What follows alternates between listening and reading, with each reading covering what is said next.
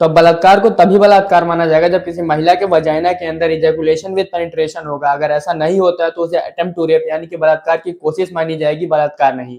और ये जजमेंट दिया हमारे छत्तीसगढ़ के high court justice Narendra Kumar Vyas ने। उन्होंने 2004 के एक रेप केस के मामले में ये कहा कि अगर पेनिट्रेशन नहीं हुआ है, फिर चाहे क्यों ना लड़के ने अपने प्राइवेट पार्ट को लड़की के वजाइना के ऊपर रखकर इजैकुलेशन विदाउट पेनिट्रेशन किया है, तो भी वो रेप नहीं माना जाएगा, रेप की कोशिश मानी जाएगी, क्योंकि रेप होने के लिए पेनिट्रेशन जरूरी है। मतलब लड़की के कपड़े फाड़े गए, बाल पकड़ के घसीटा गया और ना जाने उसके साथ कितनी हैवानियत की गई, लेकिन फिर भी अगर मेडिकल रिपोर्ट्स में लड़की का हाइमन सेफ मिलता है और वजाइना के अंदर नहीं बाहर कहीं आसपास मेल स्पर्म है, तो ये साबित होता है कि वो रेप नहीं, रेप की कोशिश है।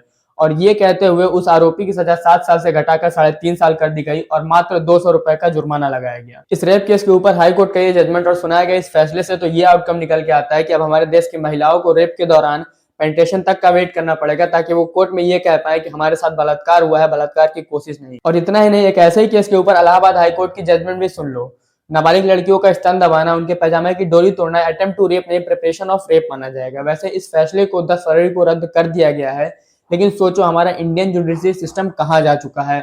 ऐसी ऐसी जजमेंट्स, ऐसी मानसिकता, ऐसी जजमेंट देने वाले जजेस आते कहाँ से, उनकी मानसिकता कैसी होगी, एक बार सोचो।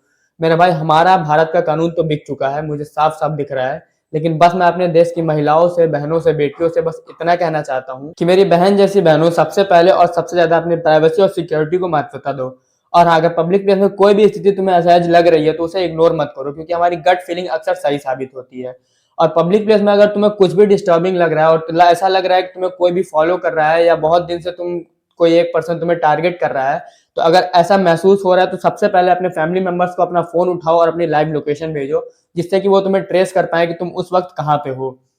और हाँ, एक बात याद रखना, तुम जितना मजबूत बनोगे उतना ही कम कोई तुम्हें दबा पाएगा। तो इस वीडियो को देश की हर माँ बहन बेटी तक पहुंचाओ, क्योंकि डर नहीं, जागरूकता फैलाना जरूरी है। और एट द एंड मैं अपने देश की महिलाओं से यही कहना चाहूंगा कि सावधान रहो, सुरक्षित रहो और इतना पावरफुल बनो, इतना पावरफुल बनो कि अपनी सेफ्टी खुद से कर पाओ और जरूरत पड़ने पर कम से कम 2 लोगों को सबक सिखा सको। धन्यवाद। जय हिंद, जय भारत।